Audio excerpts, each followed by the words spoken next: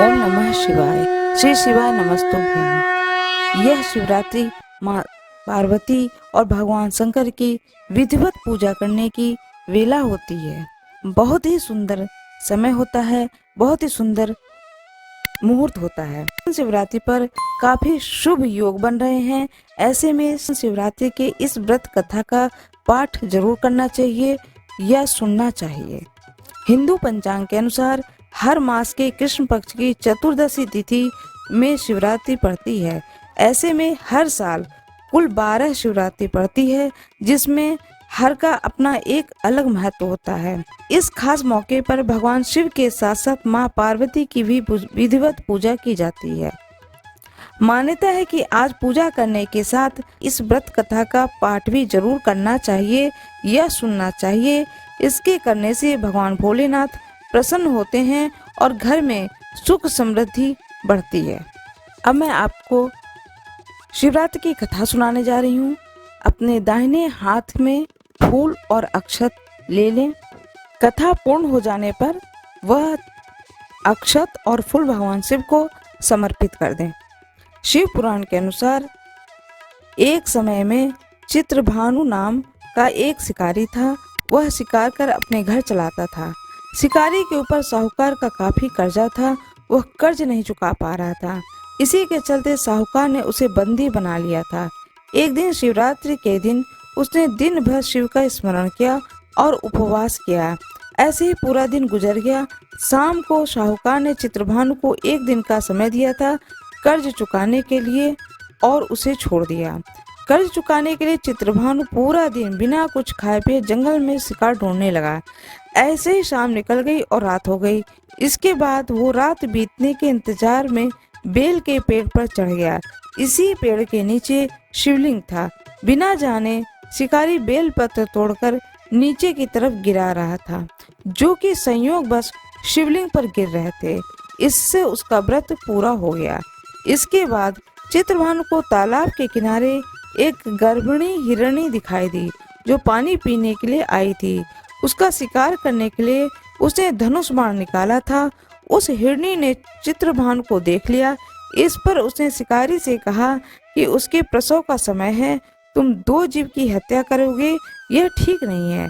हिरणी ने शिकारी से वादा किया कि जब उसका बच्चा इस दुनिया में आ जाएगा तब वह खुद आएगी, तब वह उसका शिकार कर सकता है, लेकिन अभी उसे जाने दो। शिकारी ने उसकी बात मान ली और उसे जाने दिया। इसके बाद वह प्रत्यंचा चढ़ाने तथा ढीली करते समय कुछ शिवलिंग पर कुछ और बेलपत्र गिर गए। ऐसे में चित्रभानु से अनजाने में ही शिव की प्रथम प्रहर की पूजा भी हो गई। कुछ समय बीता। शिकारी को एक और हिरणी दिखाई। वह वहां से जा रही थी। उसे देखकर शिकारी बहुत खुश हुआ, शिकार करने के लिए तैयार हो गया। हिरणी ने उसे निवेदन किया कि वह कुछ देर पहले ही ऋतु से निवृत्त हुई है। मैं अपने प्रिय को ढूंढ रही हूँ। मैं एक कामातुर विरहिणी हूँ। जैसे ही मुझे मेरा पति मिल जाएगा वैसे ही मैं आ जाऊंगी। यह सुनकर शिकारी ने उसे जाने दिया, लेकिन वह बहुत चिंतित था। रात का आखिरी प्रहर बीतने ही वाला था। इस बार भी चित्रभानु ने कुछ शिवलिंग पर कुछ और बेलपत्र गिर गए। इससे दूसरे प्रहर की भी पूजा हो गई। इसके बाद उसे एक और हिरणी आती हुई दिखाई दी, जो कि वह वहीं से जा रही थी। उसने उस हिरणी से शिकार करने का निर्णय लिया। उसने शिकारी से कहा कि मेरे बच्चे मेरे साथ हैं, मैं इन बच्चों को इनके पिता के पास छोड़कर आती हूँ, इस समय मुझे जाने दो।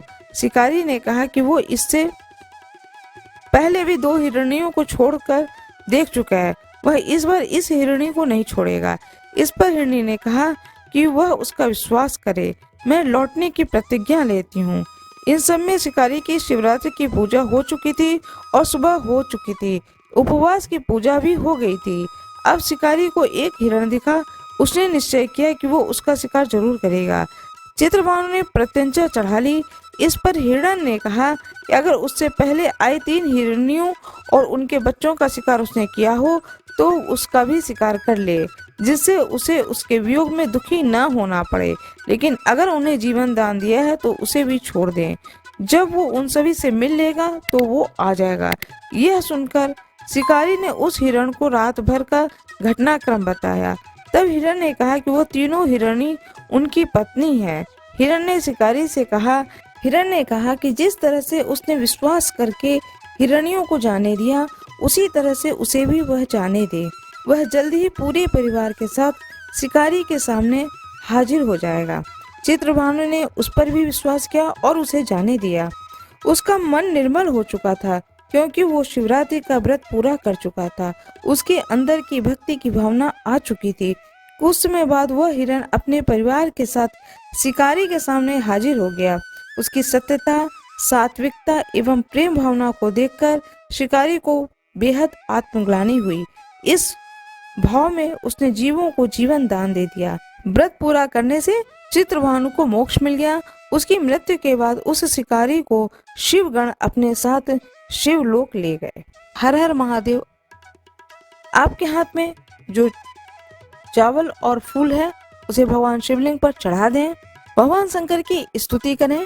जो भी स्तुति आपको आती हो, यह मैं हर वीडियो में बताती हूँ, फिर मैं बता रही हूँ। स्तुति करें। कर्पूर गौरम करुणावतारम जरूर पढ़ें। स्तुति करने के बाद भगवान की आरती करें, भगवान शंकर की आरती करें। आरती करने के बाद में पूरे परिवार आरती लें, प्रसाद लें, सुख पूर्वक इस कथा को श्रवण करें, इस कथा का रसपान करें। जय भोलेनाथ। भगवान शंकर की कृपा आप लोगों को प्राप्त हो, पूरे शिव परिवार की कृपा आप लोगों को प्राप्त हो, आप लोगों के सारे कष्टों को भगवान दूर करें। आज मैं आप लोगों को कथा सुनाने जा रही हूँ, भगवान शिव की सोमवार की कथा सुनाने जा रही हूँ। जितनी देर कथा सुने उतनी देर तक हाथ में, दाहिने हाथ में साबुत चावल और थोड़े फूल उसे जरूर रखें। कथा पूर्ण होने के बाद में उसे भगवान शंकर के ऊपर अर्पित कर दें। एक साहूकार था जो भगवान शिव का अनन्य भक्त था। उसके पास धन धान्य किसी भी चीज की कमी नहीं थी, लेकिन उसकी कोई संतान नहीं थी और वह इसी कामना को लेकर के रोज शिवजी के मंदिर जाकर दीपक जलाता था। साथ में भगवान शंकर की बड़े ही भक्तिभाव पूर्वक पूजा करता था। उसके इस भक्तिभाव को देखकर एक दिन माता पार्वती ने शिवजी से कहा कि हे प्रभु, यह साहूकार आपका अनन्य भक्त है। इसको किसी भी बात का कष्ट है तो आपको उसे अवश्य दूर करना चाहिए। शिवजी बोले, पार्वती, इस साहूकार के पास पुत्र नहीं है, यह इसी से दुखी रहता है। माता पार्वती कहती हैं कि हे ईश्वर, कृपा करके इसे पुत्र का वरदान दे दीजिए। तब भोलेनाथ ने कहा कि हे पार्वती, साहूकार के भाग में पुत्र का योग नहीं है। ऐसे में अगर इसे पुत्र प्राप्ति का वरदान मिल जाए भी गया तो वह केवल 12 वर्ष की आयु तक ही जीवित रहेगा। यह सुनने के बाद भी माता पार्वती ने कहा कि हे प्रभु, आपको इस साहूकार को पुत्र का वर देना ही होगा, अन्यथा भक्त क्यों आपकी सेवा पूजा करेंगे। बड़े ही भक्तिभाव से यह साहूकार आपकी पूजा करता है, इस उम्मीद से पूजा करता है कि इसकी मनोकामना की पूर्ति होगी। माँ पार्वती भोले बाबा से कहती हैं कि कृपया इसके भक्ति को देखते हुए इसकी मनोकामना की पूर्ति करें। माता के बार बार कहने से भोलेनाथ ने साहूकार को पुत्र का वरदान दिया, लेकिन साथ में यह भी कहा कि वह केवल 12 वर्ष तक ही जीवित रहेगा। साहूकार यह सारी बातें सुन रहा था, इसलिए उसे न तो खुशी हुई और न ही दुख। वह पहले की तरह भोलेनाथ की पूजा अर्चना करता रहा।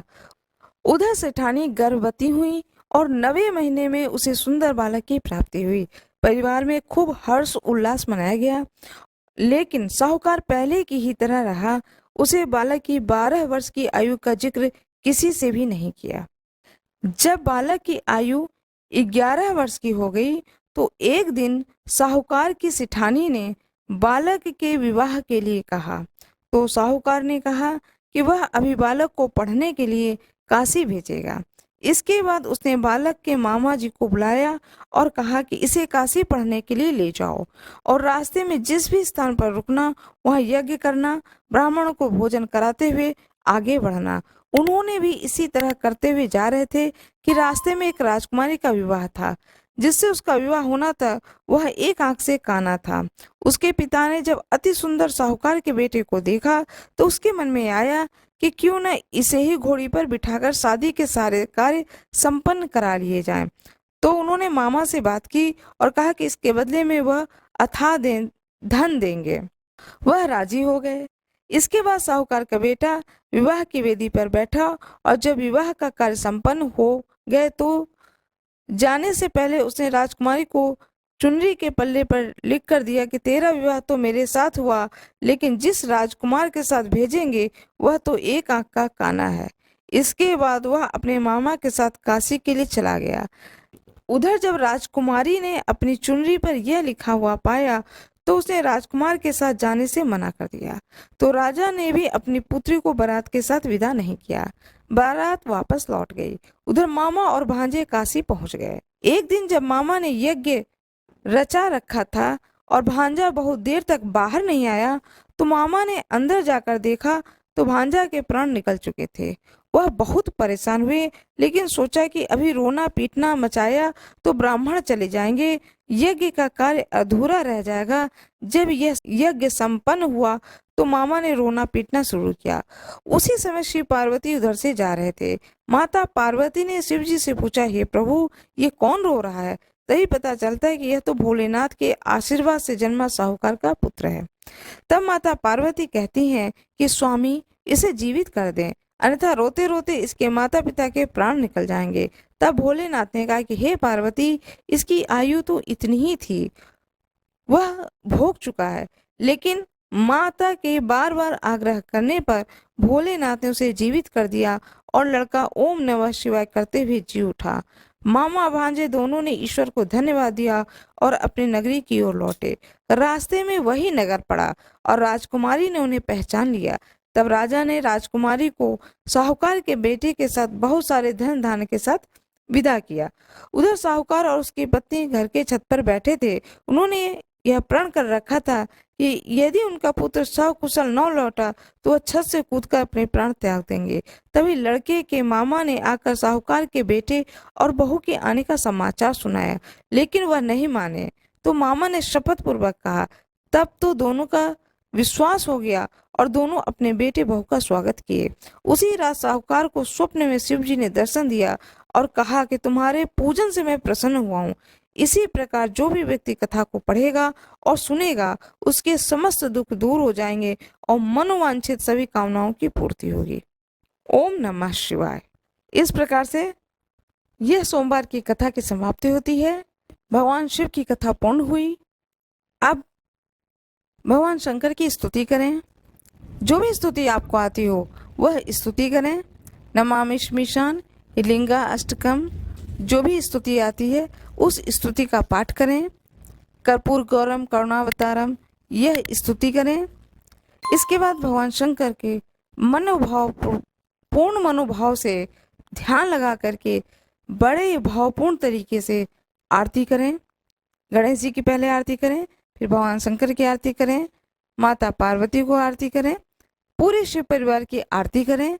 आरती करने के बाद में जो भी आपने भोग लगाया है, जो भी भोग के लिए वहाँ पर प्रसाद स्वरूप रखे हैं आप, फल है, पंचामृत है और मेवा है। सूखे मेवा भी भगवान शंकर को भोग लगाया जाता है, तो मेवा है। जो जिन जिन चीज़ों का आपने भोग लगाया है उसे भोग लगाएं।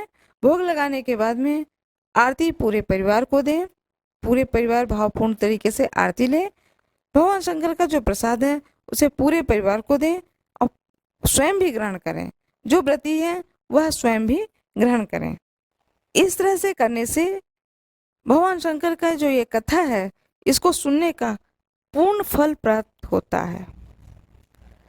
भगवान शंकर के ऊपर कुछ न कुछ, जो शिवलिंग है उसके ऊपर कुछ न कुछ दक्षिणा अवश्य रख दें। इस बात का जरूर ध्यान रखें। यदि घर में पूजा कर रहे हैं तो पूजा स्थान पर शिवलिंग हो, फोटो हो, जो भी हो, उस पर कुछ दक्षिणा चढ़ा दें। और यदि मंदिर में है तो भी दक्षिणा वहां रख दें। चलते समय उस दक्षिणा को उठा करके दान पात्र में डाल दें, या कोई पुजारी जी हो, कोई पंडित जी हो मंदिर में तो पंडित जी को दे दें। इस तरह से कुछ न कुछ दान अवश्य निकालें। पूरी पूजा समाप्त होने के बाद में भगवान शंकर से क्षमा प्रार्थना अवश्य करें। देखिए, हम सभी लोग मानव हैं, इंसान हैं, हमसे बहुत सारी गलतियां होती हैं और छोटी छोटी गलतियां बहुत सारी हो जाती हैं जाने अनजाने में। इसलिए क्षमा प्रार्थना अवश्य पढ़ें। यदि क्षमा प्रार्थना आपको नहीं याद है तो आप हृदय से हाथ जोड़ करके खड़े हो जाएं भगवान शंकर के सामने, अपनी मनोकामना को बताएं कि हे ईश्वर, मेरा ये मनोकामना है, इसकी पूर्ति करें। जो भी आपकी मनोकामना हो उसे बोलें। उसके बाद में क्षमा मांगे भगवान से कि मेरे पूजा करने में जो भी त्रुटि रह गई हो, जो भी मुझसे गलती हो गई हो, हे प्रभु, हे करुणानिधान, आप तो दया के सागर हो और मैं एक मनुष्य हूँ, मेरी उस गलती को अवश्य क्षमा करें। इस तरह से विनीत भाव से भगवान से क्षमा मांगे। जितनी देर कथा सुने उतनी देर तक दाहिने हाथ में साबुत चावल और थोड़े फूल उसे जरूर रखें। कथा पूर्ण होने के बाद में उसे भगवान शंकर के ऊपर अर्पित कर दें। यह कार्य अवश्य करें। ओम नमः शिवाय, इस मंत्र का जाप अवश्य करें। शिवालय में खड़े हो चाहे घर में हो, 108 बार जरूर पढ़ें। रुद्राक्ष का माला हो तो उसके ऊपर 108 बार जरूर पाठ करें। ओम नमः शिवाय का अवश्य जाप करें।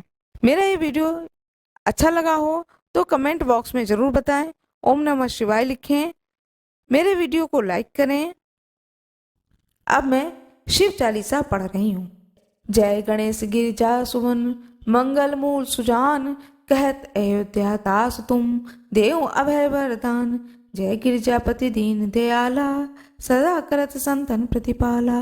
भाल चंद्रमा सोहतनी को, कानन कुंडल नागफनी के। अंग गौर सिर गंग बहाए, मुंड माल तन छार लगाए। वस्त्र खान बागंबर सोहे, छवि को देख नाग मुनि मोहे। मैना मातु कहवे दुलारी, वाम अंग सोहत छवि न्यारी। कर्त शूल सोहत छवि भारी, करत सदा शत्रुन क्षयकारी। नंदी गणेश सोहे तह कैसे, सागर मध्य कमल हैं जैसे।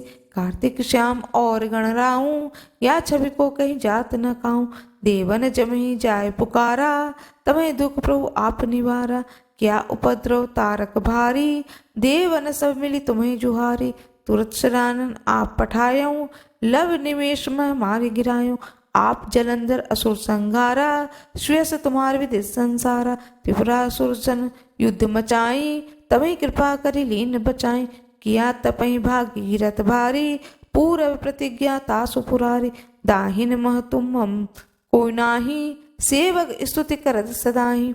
वेद माहि महिमा तुम गाई, अकथ अनादि भेद नहीं पाई। प्रकट उदति मंथन में ज्वाला, जत सुरासुर भय विहाला। केंदे आतः करो सहाई, नीलकंठ तब नाम कढ़ाई। पूजन रामचंद्र जब कीन्हा, सीत के लंग विभीषण दीना। सहस्त्र कमल में हो रहे धारी, कीन परीक्षा तबहि पुरारी। एक कमल प्रभु राख्यो सोई, कमल नयन पूजन जह सोई। कठिन भक्ति देखे प्रभु शंकर, भय प्रसन्न दिए इच्छित वर। जय जय जय अनंत अविनाशी, करत कृपा सबके घटवासी। दुष्ट सकल नित मोहि सतावे, भ्रमत रहो मोहि चैन न आवे। त्राहि त्राहि मैं नाथ पुकारो, यही अवसर मोहि आन उबारो। लहत शूल शत्रुन को मारो, संकट ते मोहि आन उबारो।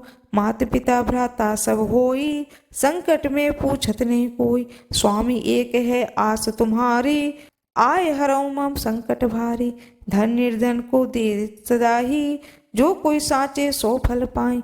स्तुति के विधि करो तुम्हारी, क्षमो नाथ अब चूक हमारी। शंकर हो संकट के नाशन, विघ्न विनाशक मंगल कारण। योगी यति मुनि ध्यान लगावे, नारद सारद शीस नवावे। नमो नमो जय नमः शिवाय, सुर ब्रह्मादिक पार न पाए। जो यह पाठ करे मन लाई, तापर होत हैं शंभु सहाय। ऋणनिया को हो अधिकारी, पाठ करें सो पावन हारी। पुत्र होने की इच्छा कोई, निश्चय शिव प्रसाद सोई सोई। पंडित त्रयोदशी को लावे, ध्यान पूर्वक होम करावे। त्रयोदशी व्रत करे हमेशा, तन नहीं ताके रहे कलेसा। धूप दीप नैवेद्य चढ़ावे, शंकर सम्मुख पाठ सुनावे।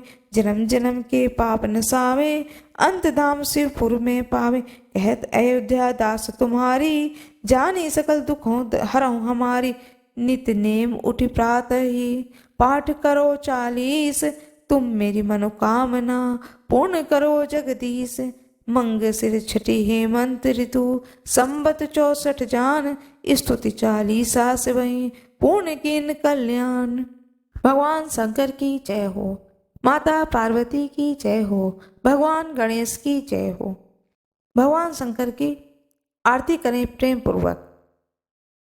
जय शिव ओमकारा, बाबा जय शिव ओमकारा, ब्रह्मा विष्णु सदा शिव, ब्रह्मा विष्णु सदा शिव, अर्धांगी धारा। जय शिव ओमकारा, एकानन चतुरानन पंचानन राजे, हंसासन गरुणासन, हंसासन गरुणासन, वृषवाहन साजे। ओम जय शिव ओमकारा, 2 भुज 4 चतुर्भुज 10 भुज अति सोहे, तीनों रूप निरखता, तीनों रूप निरखता, त्रिभुवन जन मोहि। ओम जय शिव ओमकारा, अक्षमाला वनमाला मुंडमाला धारी, त्रिपुरारी कंसारी करमाला धारी। ओम जय शिव ओमकारा, श्वेतांबर पीतांबर बागंबर अंगे, सनकादिक ब्रह्मादिक भूतादिक संगे। ओम जय शिव ओमकारा, कर के मध्य कमंडल चक्र शूल धरता, सुखकारी दुखहारी जगपालनकारी। ओम जय शिव ओमकारा, ब्रह्मा विष्णु सदा शिव जानत अविवेका, प्रणवाक्षर में शोभित ये तीनों एका। ओम जय शिव ओमकारा, त्रिगुण स्वामी जी की आरती जो कोई नर गावे, कहत शिवानंद स्वामी, कहत हरिहर स्वामी, मनवांछित फल पावे। जय शिव ओमकारा, ओम जय शिव ओमकारा। अब स्तुति करना है भगवान शंकर का।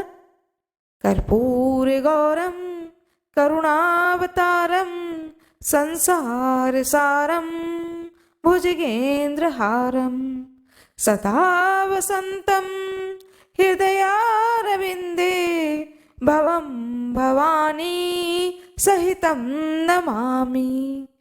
नीलाम्बुजश्याम मन कोमलागम, सीता समारो पितवातिभागम, पाणो महासा यकचारुचापम, नमामि रामं रघुवंशनाथम। भोले बाबा की जय हो, गणेश भगवान की जय हो, माता पार्वती की जय हो, तुलसी माता की जय हो, गंगा मैया की जय हो, सभी दृश्य ऋषि मुनियों की जय हो, अदृश्य ऋषि मुनियों की जय हो, सभी देवताओं की जय हो, विष्णु भगवान की जय हो।